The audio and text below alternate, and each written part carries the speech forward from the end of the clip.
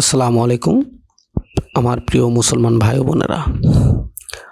আজকে আমরা মুসাইব ইবনে উমাইর রাদিয়াল্লাহু তাআলা আনহু সম্পর্কে জানব। তিনি ছিলেন মক্কার সবচেয়ে সুন্দর, সুসজ্জিত ও ধনী যুবক। তার পরিধেয় কাপড়, সুগন্ধি আর আভিজাত্যের কথা সারা আরবে আলোচিত হতো। কিন্তু একদিন তিনি সব ছেড়ে চলে এলেন এমন এক পথে, যে পথে শুধুই ত্যাগ, কষ্ট আর সংগ্রাম। তিনি মুসাইব ইবনে উমাইর রাদিয়াল্লাহু তাআলা আনহু। ইসলাম গ্রহণের পর যিনি মক্কার সোনার ছেলে থেকে হয়ে ওঠেন মদিনার প্রথম শিক্ষক। মুসাইব ইবনে উমাইর রাদিয়াল্লাহু তাআলা আনহু মক্কার এক ধনী ও সম্মানিত পরিবারে জন্মগ্রহণ করেন। তার মা তাকে অত্যন্ত বিলাসিতা ও স্নেহে লালন পালন করেন। তিনি ছিলেন তৎকালীন মক্কার সবচেয়ে সচেতন ও ফ্যাশনেবল আকর্ষণীয় যুবক। কিন্তু একদিন তিনি রাসূল সাল্লাল্লাহু আলাইহি ওয়াসাল্লামের মুখ থেকে কোরআনের আয়াত শুনে তার হৃদয় সম্পূর্ণরূপে পরিবর্তন হয়ে যায়। গোপনে তিনি ইসলাম গ্রহণ করেন। তখন তার মা ও পরিবার এই খবর জানতে পারে। তারা তাকে কঠোরভাবে বন্দী করে রাখে এবং নির্যাতন শুরু করে।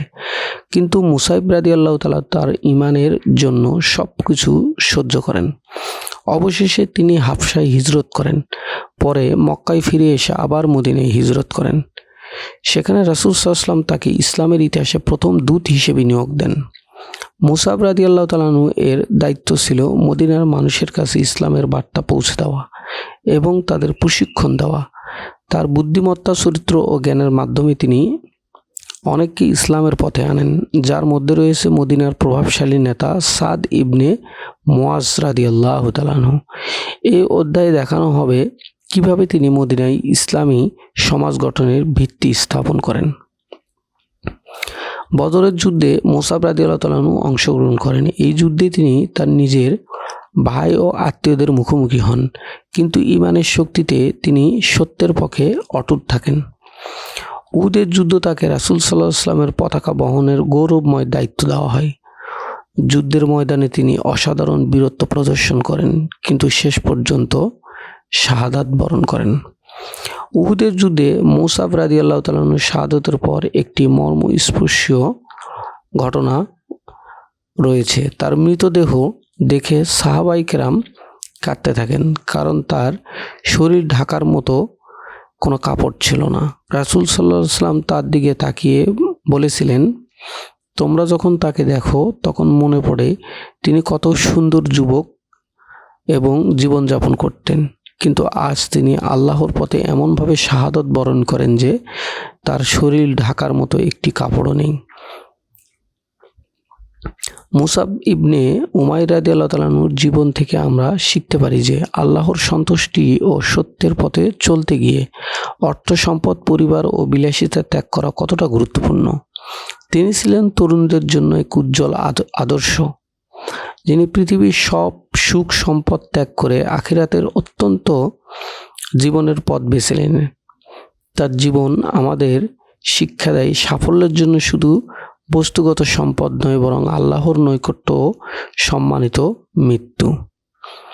মুসাব ইবনে উমাইর রাদিয়াল্লাহু তাআলার জীবনে আমাদের জন্য একটি জীবন্ত ইতিহাস। তিনি শুধু একজন সাহাবী নন, তিনি হলেন ত্যাগ, ঈমান ও সাহসিকতার প্রতীক। তার গল্প শুনে আমরা আমাদের জীবনের একটি অগ্রাধিকারগুলো নতুনভাবে সাজাতে পারি। আল্লাহ আমাদেরকে তার মতো ঈমানের জীবনযাপন করার তৌফিক দান করুক। এই পর্যায়ে আমরা হযরত মুসাইব ইবনে উমাইর রাদিয়াল্লাহু তাআলা আনহুর কিছু গুরুত্বপূর্ণ বিষয় নিয়ে আলোচনা করব। হযরত মুসাইব রাদিয়াল্লাহু তাআলা আনহুর জীবন সূরা আন-নিসার ৯৭ নং আয়াতের বাস্তব নমুনা। নিশ্চয়ই যারা নিজের প্রতি জুলুম করে, ফেরেশতারা তাদের প্রাণ হরণ করে বলে তোমরা কি অবস্থায় ছিলে? তারা বলে, আমরা পৃথিবীতে দুর্বল ও অসহায় ছিলাম। ফেরেশতারা বলে, আল্লাহর পৃথিবী কি প্রশস্ত ছিল না যে তোমরা সেখানে হিজরত করতে? এই আয়াতটি হযরত মুসাব রাদিয়াল্লাহু তাআলা আনহু হিজরতের ত্যাগ ও সংগ্রামের প্রতীক। সূরা বাকারার ২০৭ নম্বর আয়াতে বলা হয়েছে যে, আর মানুষের মধ্যে কেউ কেউ এমন আছে যে আল্লাহর সন্তুষ্টি অর্জনের জন্য নিজের জীবন বিকিয়ে দেয়, আর আল্লাহ বান্দাদের প্রতি অত্যন্ত দয়ালু। হযরত মুসাব রাদিয়াল্লাহু তাআলা আনহুর এই ত্যাগ ও শাহাদাতের প্রতিচ্ছবি। এছাড়াও সহিহ বুখারী ও সহিহ মুসলিম হাদিস নাম্বার 2806 এবং সহিহ মুসলিমে 1790 এই উহুদের যুদ্ধে মুসাব রাদিয়াল্লাহু তাআলা আনহুর শাহাদাতের ঘটনা বর্ণিত রয়েছে। রাসূল সাল্লাল্লাহু আলাইহি ওয়াসাল্লাম বলেন, মুসাব ইবনে উমাইরের মতো কাউকে আমি চোখে দেখিনি। মক্কায় তার চেয়ে সুন্দর পোশাক ও কেশবিন্যাস কখনো দেখিনি, কিন্তু এখন তিনি আল্লাহর পথে এমনভাবে শাহাদত বরণ করেন যে একটি ছোট চাদর দিয়েও তার পুরো শরীর ঢাকা যায় না। সিরাত ইবনে হিশাম ও আল বিদায়া ওয়ান নিহায়া এই গ্রন্থে বিস্তারিত আছে যে রাসূল সাল্লাল্লাহু আলাইহি সাল্লাম এবং মুসাইব রাদিয়াল্লাহু তাআলা আনহুকে মদিনায় পাঠিয়েছিলেন কোরআন শিক্ষাদান ও ইসলামের দাওয়াত প্রদানের জন্য। তার প্রচেষ্টায় সাদ ইবনে মুআজ রাদিয়াল্লাহু তাআলা আনহু এবং উসাইদ ইবনে উদার রাদিয়াল্লাহু তাআলা আনহু ইসলাম গ্রহণ করে মদিনায় ইসলামের শান্তি বৃদ্ধির মোড় ঘুরিয়ে দেয়। এছাড়াও তাফসির ইবনে কাসির সূরা নিসার 97 আয়াতে এই ব্যাখ্যা মুসাব রাদিয়াল্লাহু তাআলা আনহু প্রথম মুসলমানদের হিজরত, কষ্ট ও ত্যাগের কথা উল্লেখ রয়েছে। তিনি ছিলেন সেই দলভুক্ত যারা আল্লাহর পথে সবকিছু ত্যাগ করেছেন। তাফসির আল কুরতুবী এবং সূরা বাকারার 207 নম্বর আয়াতে এটি ব্যাখ্যা রয়েছে। আয়াতের তাফসিরে উল্লেখ করা হয়েছে যে মুসাব রাদিয়াল্লাহু তাআলা ছিলেন সেই ব্যক্তি যাদের একজন যারা সম্পদ, পরিবার ও স্বদেশ ত্যাগ করে আল্লাহর সন্তুষ্টি অর্জনে জীবন উৎসর্গ করে দিয়েছেন। এছাড়াও সিরাত ইবনে হিশাম গ্রন্থে রয়েছে যে মুসাব রাদিয়াল্লাহু তাআলা ইসলাম গ্রহণ, হিজরত, মদিনায় দাওয়াত, দায়িত্ব, বদর ও উহুদের যুদ্ধে তার ভূমিকা বিস্তারিত বর্ণনা রয়েছে। সেখানে বলা হয়েছে যে তিনি জীবনে কি কষ্ট ও সহিংস এবং নির্যাতন সহ্য করে নিজের পুরো জীবনটাকে ইসলামের পথে বিলিয়ে দিয়েছেন। মুসাব রাদিয়াল্লাহু জীবন মর্যাদা নিয়ে পৃথক পরিচ্ছেদ। তিনি কিভাবে উহুদের ময়দানে শহীদ হলেন, কিভাবে পিতামাতার কাছ থেকে শহীদ হলেন এবং জীবনের সমস্ত সৌন্দর্য ও আনন্দ উল্লাস ত্যাগ করে একটি নিরীহ জীবন যাপন করে শেষ পর্যন্ত জীবনের সমস্ত আশা আকাঙ্ক্ষা দুনিয়াতে ত্যাগ করে তিনি জান্নাতের পথে রওনা দেন। মুসাব রাদিয়াল্লাহু আনহু ইসলাম গ্রহণ যখন করলেন তখন তিনি ছিলেন মক্কার সবচেয়ে ধনী, সুদর্শন ও প্রভাবশালী যুবক। তিনি ইসলাম গ্রহণ করার পরে চরম আঘাত ও নির্যাতনের শিকার হন।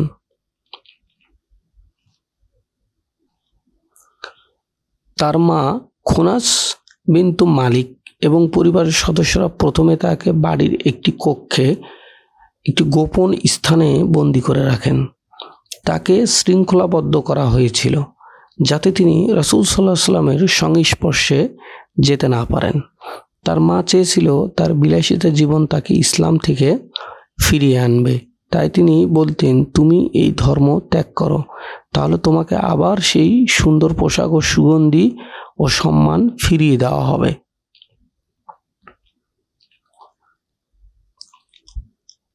কিছু বর্ণনা অনুযায়ী তাকে প্রহর করা হতো এবং ক্ষুধার্ত অবস্থায় রাখা হতো।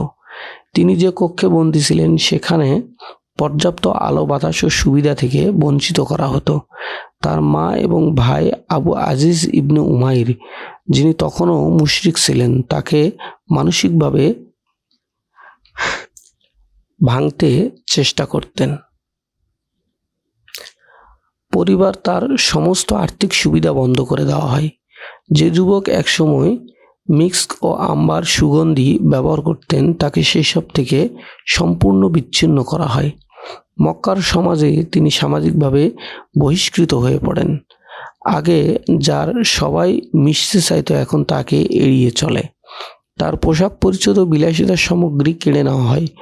বর্ণিত আছে যে ইসলাম গ্রহণের পর তিনি একটি মোটা ও পুরনো চাদর পরতেন, যা দেখে তার আগের পরিচিত লোকেরা হতবাক হয়ে যেত। যখন তিনি হাবশায় হিজরত করার সিদ্ধান্ত নিলেন তখন তার পরিবার ও গোত্রীয় লোকেরা তাকে আটকানোর চেষ্টা করেছিল। পরে তিনি মদিনায় হিজরত করলে তার পরিবার সম্পূর্ণভাবে তার সাথে সম্পর্ক ছিন্ন করে।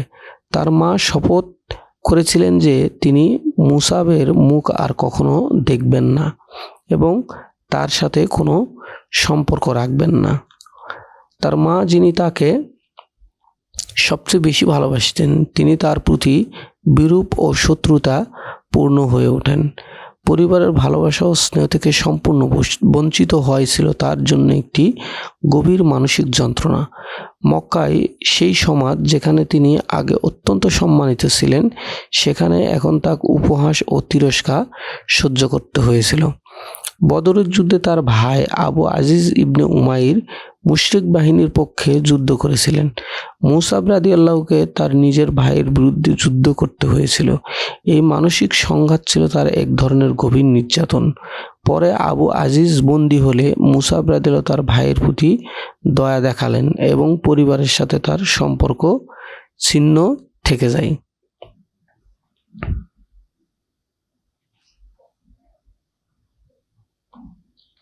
রাসূল সাল্লাল্লাহু আলাইহি সাল্লামের দাওয়াত শুনে তিনি ইসলাম গ্রহণ করেন। তিনি প্রায় দারুল আরকাম গিয়ে গোপনে ইসলামিক জ্ঞান চর্চা ও নামাজ আদায় করতেন। তার অনিয়মিত চলাফেরা ও পরিবর্তন আচরণে পরিবার সন্দেহ করতে থাকে। এক সময় তার ইসলামের কথা প্রকাশ পায় এবং তার মা খুনাস বিনতু মালিক প্রথমে মিষ্টি কথায়, পরে হুমকি ও শাস্তি দিয়ে তাকে ফেরানোর চেষ্টা করে। তিনি বাড়িতে কারাগারবন্দী হন ও খাদ্য, সকল প্রকার পানি থেকে তাকে বঞ্চিত করা হয়। এক পর্যায়ে তাকে প্রহারও করা হয়। মক্কার আভিজাত সমাজ তাকে বয়কট করে। রাসূল সাল্লাল্লাহু আলাইহি সাল্লামের অনুমতি নিয়ে তিনি কিছু সাহাবীর সাথে হাবশায় অর্থাৎ ইথিওপিয়ায় হিজরত করেন। সেখানে কিছুদিন স্বস্তিতে ইসলাম চর্চা করেন। মক্কায় ইসলাম গ্রহণের গুজব শুনে তিনি ফিরে আসেন, কিন্তু দেখেন নির্যাতন আরও তীব্র।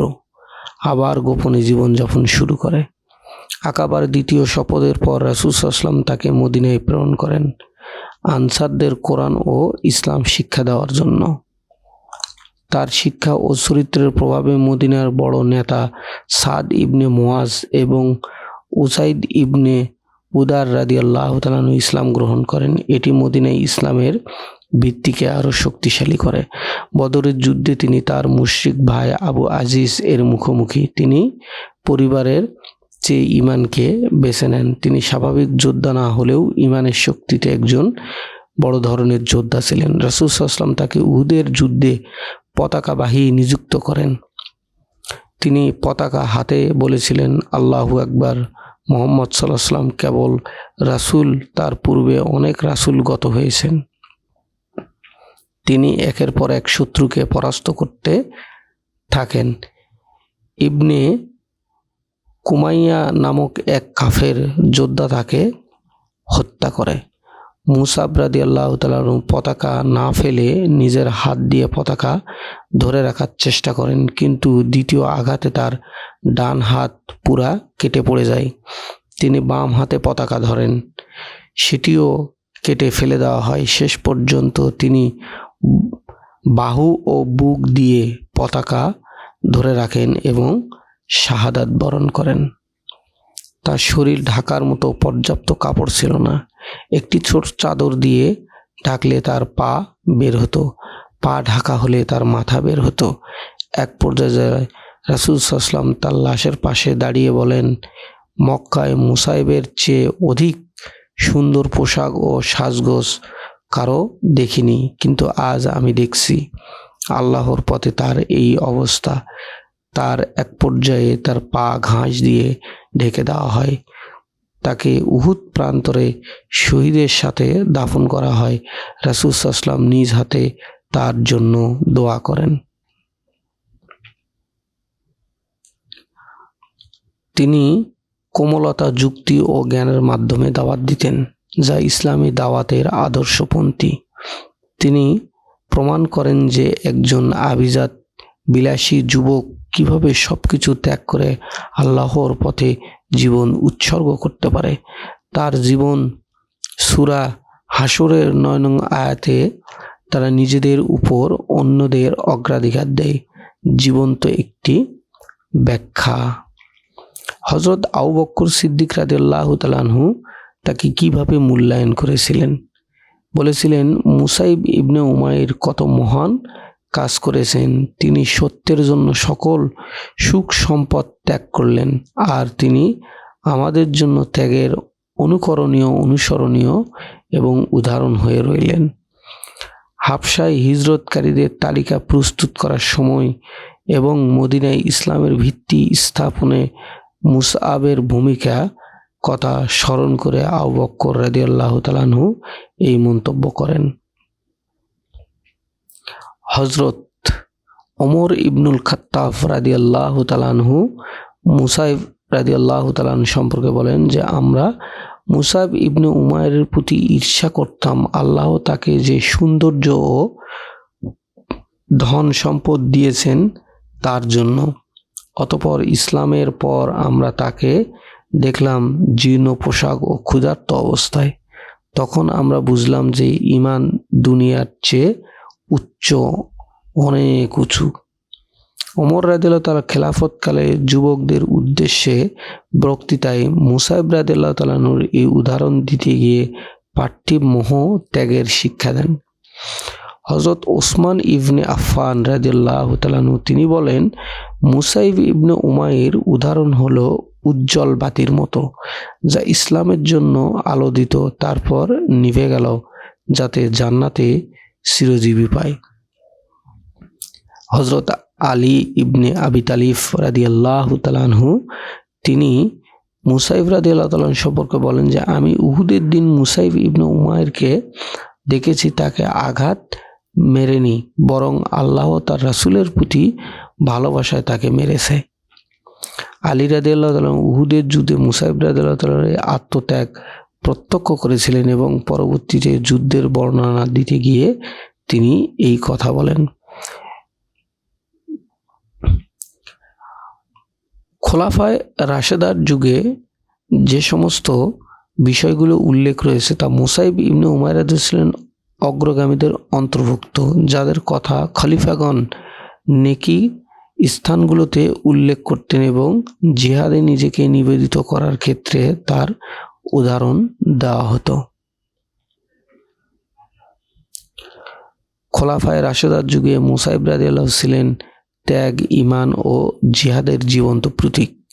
তারা তাকে সরাসরি বক্তৃতায়, শিক্ষণীয় আলোচনায় ও ইতিহাস সংরক্ষণে বিশেষ স্থান দিয়েছে, যা প্রমাণ করে যে সাহাবায়ে কেরাম মধ্যে তিনি ছিলেন এক অনন্য ব্যক্তি ও সাহাবী। আব্দুর রহমান ইবনে আওফ রাদিয়াল্লাহু তাআলা আনহুর বর্ণনায় একটি বিষয় এসেছে যে, আমরা রাসূল সাল্লাল্লাহু আলাইহি ওয়াসাল্লামের সাথে উহুদ যুদ্ধে ছিলাম। যখন আমি মুসাইব ইবনে উমাইরকে কাফেরদের হত্যা করতে দেখলাম, আর তিনি পড়ছিলেন, মুহাম্মদ তো কেবল একজন রাসূল, তার পূর্বে অনেক রাসূল অতীত হয়েছে। এটি সূরা আল ইমরান 144 নম্বর আয়াত। তখন আমি কেঁদে ফেললাম এবং বললাম, আল্লাহর শপথ, এটি হলো খাঁটি ঈমান। খাত্তাব ইবনুল আরাত রাদিয়াল্লাহু তাআলা আনহুর বর্ণনায় এসেছে যে, খাত্তাব ইবনুল আরাত রাদিয়াল্লাহু বলেছেন যে, আমি মুসাইব ইবনে উমাইরকে কারাগারে শৃঙ্খলিত অবস্থায় দেখলাম। আমি বললাম, হে মুসাব, এটি কি? তিনি বললেন, এটি শুধুমাত্র আমার লা ইলাহা ইল্লাল্লাহ বলার কারণে। আল্লাহর শপথ, আমি কখনো এটি থেকে সরে আসব না। জাবির ইবনে আব্দুল্লাহ রাদিয়াল্লাহু তাআলা আনহুর বর্ণনায় এসেছে যে, জাবির ইবনে আব্দুল্লাহ রাদিয়াল্লাহু তাআলা বলেন, মুসাইব ইবনে উমাইর ছিলেন মানুষের মধ্যে সবচেয়ে সুন্দর ও আকর্ষণীয় ব্যক্তি। যখন তিনি উহুদের দিন শহীদ হলেন, আমরা তার জন্য কাফনের মতো শুধু একটি চাদর পেলাম। যখন আমরা তা দিয়ে তাকে কাফন দিলাম, তখন তার মাথা বেরিয়ে থাকতো, পা বেরিয়ে থাকতো। নবী করিম সাল্লাল্লাহু আলাইহি ওয়াসাল্লাম বললেন, তার মাথা ঢেকে দাও এবং তার পায়ের দিকে কিছু ঘাস দিয়ে দাও। সুবহানাল্লাহি ওয়া বিহামদিহি, সুবহানাল্লাহিল আযীম। এছাড়া আনাস ইবনে মালিক রাদিয়াল্লাহু তাআলা বর্ণনা এসেছে যে, আনাস রাদিয়াল্লাহু তাআলা বলেন, মুসাইব ইবনে উমাইরের চেয়ে সুন্দর চুল ও নরম পোশাক আর কারো ছিল না। এমনকি রাস্তায় লোকেরা তার পিছে পিছে চলতো তার সৌন্দর্য দেখার জন্য। কিন্তু যখন তিনি মুহাজিরদের অন্তর্ভুক্ত হলেন, তখন তার জন্য একটি মোটা চাদর ছাড়া আর কিছুই ছিল না, যার কিছু অংশ দিয়ে তিনি মাথা ঢাকতেন এবং কিছু অংশ দিয়ে পা ঢাকতেন। আবু হুরায়রা রাদিয়াল্লাহু তাআলা আনহুর বর্ণনায় এসেছে যে তিনি বলেন, আমি রাসূল সাল্লাল্লাহু আলাইহি ওয়াসাল্লামকে বলতে শুনেছি, জিবরাইল আলাইহিস সালাম আমার কাছে অবতরণ করে বললেন, হে মুহাম্মদ সাল্লাল্লাহু আলাইহি ওয়াসাল্লাম, নিশ্চয়ই আল্লাহ মুসাইর ইবনে উমাইর রাদিয়াল্লাহু তাআলা আনহুকে সালাম পাঠাইছেন এবং বলছেন, আমরা তার জন্য তাই লিখে দিয়েছি যা আমরা শহীদের জন্য লিখে দিয়েছি।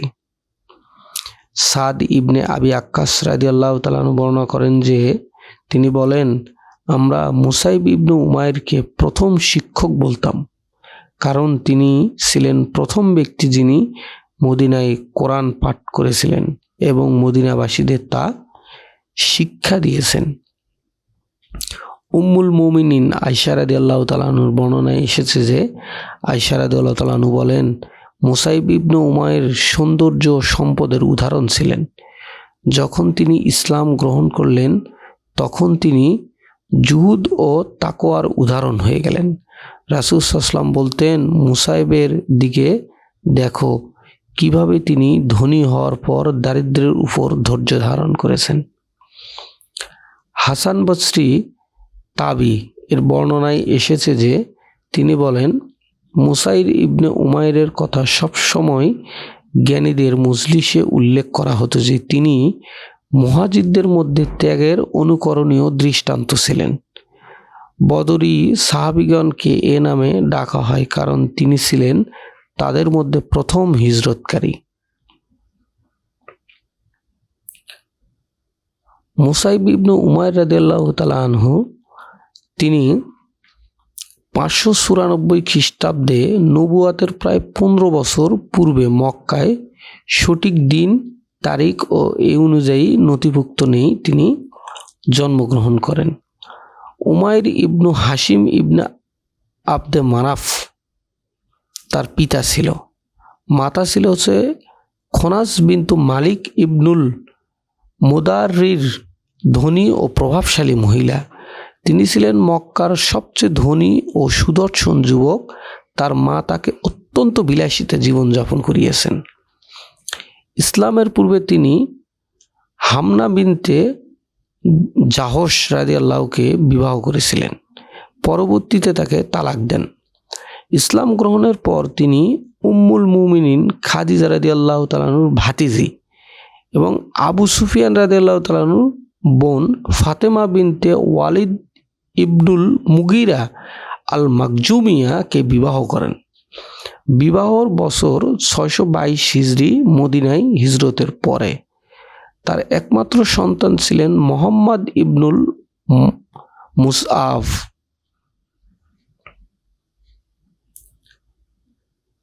তিনি শাহাদাত বরণ করেন মূলত শাওয়াল মাসের 3 হিজরি 22 মার্চ 625 খ্রিস্টাব্দে উহুদের যুদ্ধে।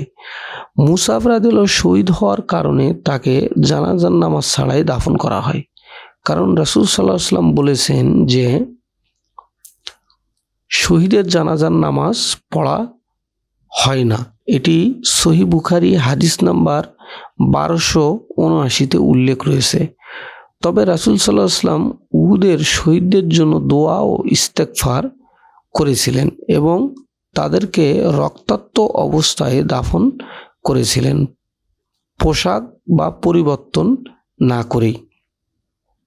তাকে একটি পুরনো চাদর দিয়ে দাফন দেওয়া হয়েছিল, যা দিয়ে পুরো শরীর ঢাকা যায়নি।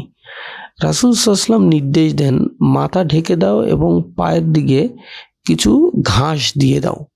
তাকে উহুদের শহীদদের কবরস্থানে দাফন করা হয়। তার পাশে হানজালা রাদিয়াল্লাহু তাআলা অন্যান্য শহীদদের কবর রয়েছে। মুহাম্মদ ইবনুল মুসআব রাদিয়াল্লাহু তিনি তার পিতার মতোই সাহাবী ছিলেন, কিছু বর্ণনায় তিনি তাবি ছিলেন। তিনি ফিকহ ও হাদিসের জ্ঞানী ব্যক্তি ছিলেন। তিনি উমাইয়া খেলাফতের যুগে বসরায় বসবাস করতেন এবং ইসলামী জ্ঞান প্রসারে নিয়োজিত ছিলেন। তার থেকে হাদিস বর্ণনাকারীগণ ইবনে হিশাম আল জুহুরি, আতাব ইবনে আবি রাবাহ এবং অন্যান্য তাবিগণ। তিনি ইসলামের প্রথম প্রজন্মের সাহাবী সন্তান হিসেবে দ্বীনের উত্তরাধিকার বহন করেছেন। তার মাধ্যমে মুসাব রাদিয়াল্লাহুর বংশ ইসলামের সেবায় অবদান রেখেছে।